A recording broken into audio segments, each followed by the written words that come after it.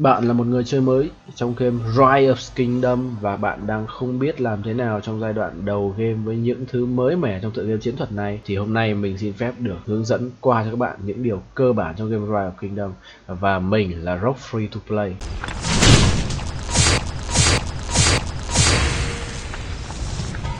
Có hai điều trong nâng cấp công trình trong game mà các bạn cần phải lưu ý. Thứ nhất, đó là các bạn sẽ luôn muốn nâng cấp cái tòa thị chính, hay là gọi là cái nhà chính của các bạn ấy, lên cấp cao nhất có thể. Ví dụ ở đây mình đang có tòa thị chính cấp 6, mình phải lên cấp 7 thì nó bắt mình nâng cấp công trình nào ấy thì mình sẽ ấn vào nút đi này. Đó, tiếp tục như nâng cấp tường thành thì sẽ bắt nâng cấp quán rượu. Thì mình sẽ cứ nâng theo thứ tự lần lượt như vậy, bắt nâng cấp mỏ đá. Cố gắng để nâng cái tòa thị chính lên cấp cao nhất. Thứ nhất, nâng cấp lên cấp cao các bạn sẽ có cái power to hơn, cái sức mạnh to hơn sẽ giúp các bạn ở được vững ở trong liên minh, bởi liên minh luôn ưu tiên là kích những người chơi mà có power thấp để lấy những người chơi power cao trong giai đoạn đầu. Ngoài ra khi mà các bạn lên cấp nhà chính thì các bạn sẽ mở được nhiều nghiên cứu hơn, cũng như các bạn sẽ lấy được T3, T4 sớm hơn. Còn riêng về T5 thì có lẽ nó là một câu chuyện rất là xa, mình sẽ không nói trong clip này. Tiếp nữa là khi mà các bạn nâng tòa thị chính, các bạn sẽ mang ra được nhiều quân hơn. Năng lực quân đội này là số quân mang lên mỗi cấp. Ví dụ ở cấp 6 này mình mang được 9.000 quân.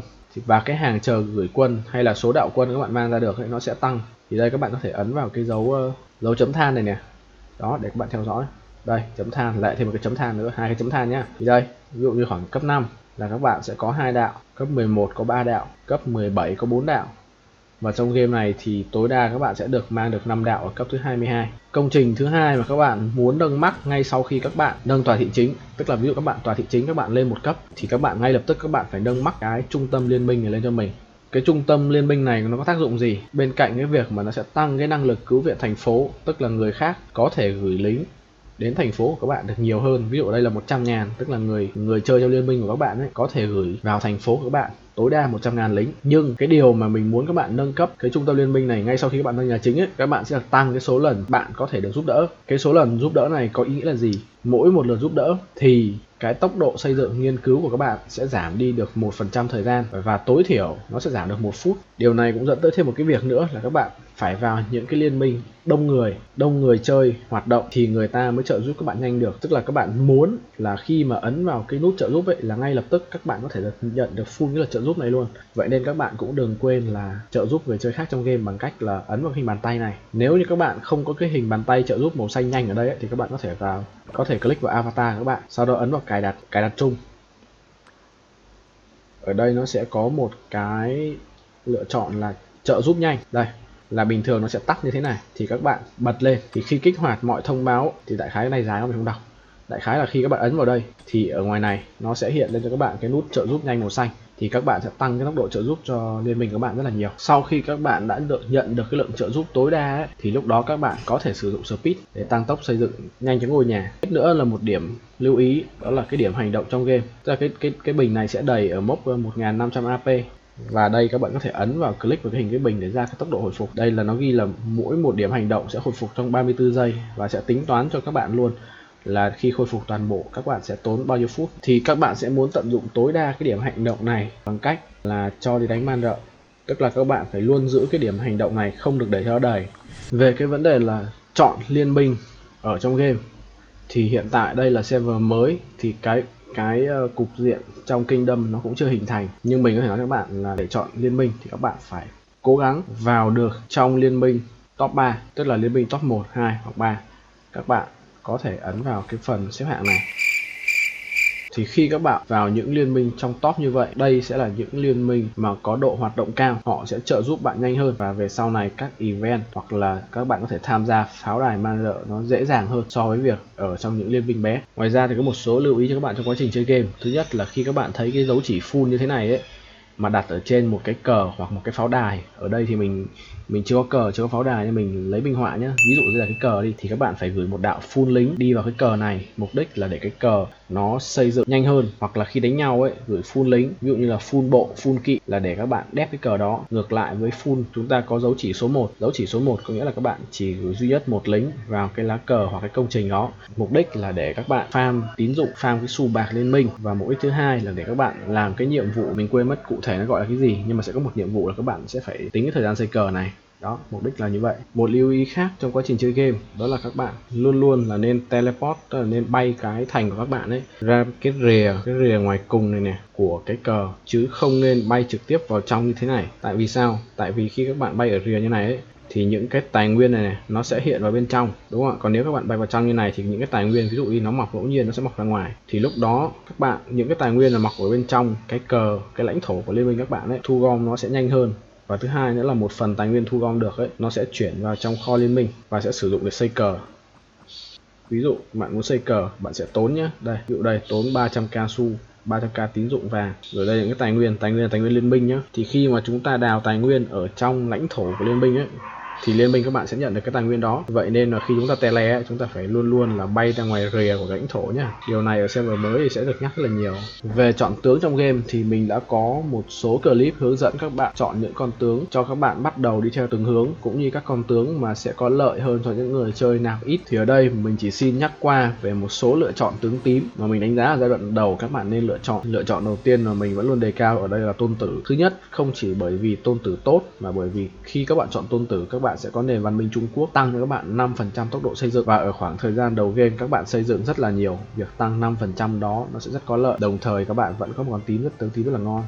Lựa chọn tướng tím tiếp theo mà các bạn có thể lựa chọn đó là con Doan. Thì con Doan này ấy, nó là một con tướng tím duy nhất có khả năng búp tới thời gian bây giờ, và con Doan ở chiêu 2 có tăng tốc độ thu thập và tăng cái trọng tải thu gom, có nghĩa là các bạn sẽ thu gom nhanh hơn và mang được nhiều hơn. Và giai đoạn đầu các bạn ít lính thì việc có con Doan này các bạn sẽ đào được nhiều tài nguyên hơn. Một con tướng nữa mà mình đánh giá là trong giai đoạn đầu cũng ok, đó là con Boudica. Thì hồi đầu mình cũng chọn Boudica, bởi vì thực ra chọn Boudica vì thứ nhất là chiêu 1 của Boudica thực ra rất là mạnh đối với những con tướng tím nhá.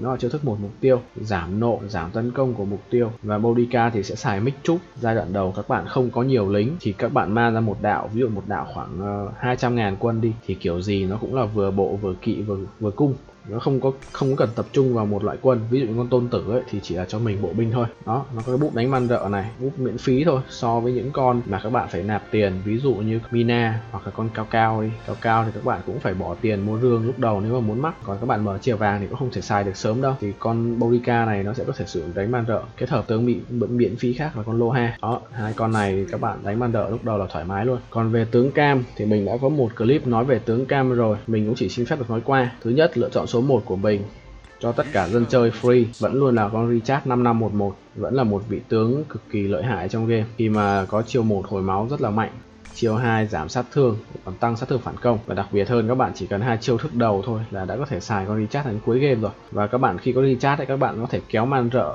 vĩnh viễn luôn. Đương nhiên là gọi là vĩnh viễn cũng hơi quá, bởi có một lúc nào đấy thì con Richard này nó cũng chết, nhưng mà thời gian nó rất là lâu, các bạn kéo 2-3 ngày cũng không chết đâu. Con tướng thứ hai là con G. Con G này là một vị tướng quốc dân luôn, mình đánh giá là một vị tướng mà tất cả người chơi là đều phải mắc. Đó, các bạn cố gắng đi chat 5511 G mắc là ok. Còn ở đây thì có rất nhiều tướng cam khác. Đây là con tướng Ethelflaed. Thì con này thực ra là một con tướng cam, nhưng mà các bạn cũng có thể lấy free trong cái chế độ chơi chinh phạt ấy, là các bạn có thể lấy được con tướng này, có debuff giảm chỉ số của đối phương và đam của nó rất là to, và đặc biệt là nó có nhánh tài năng hỗ trợ, có thể sử dụng ra skill rất là sớm. Đó là các lựa chọn tướng cam ban đầu. Con Minamoto thì con Minamoto này ấy, hiện tại trong game thì đang không cho nạp tiền, nhưng con Minamoto thì là một con tướng cam rất là khỏe. Nếu các bạn có điều kiện tài chính ổn thì đây cũng là một con tướng mà các bạn có thể mắc, hoặc các bạn có thể nâng 5511 thì chi phí nó cũng không quá cao nhưng vẫn sử dụng được trong giai đoạn đầu game. Charlie Martel thì đây là con tướng mà các bạn có thể mở từ chìa vàng. Thì ở mức 5511 con tướng này cũng có thể đánh giá là ngang với Richard đấy, chỉ không có khả năng hồi máu thôi.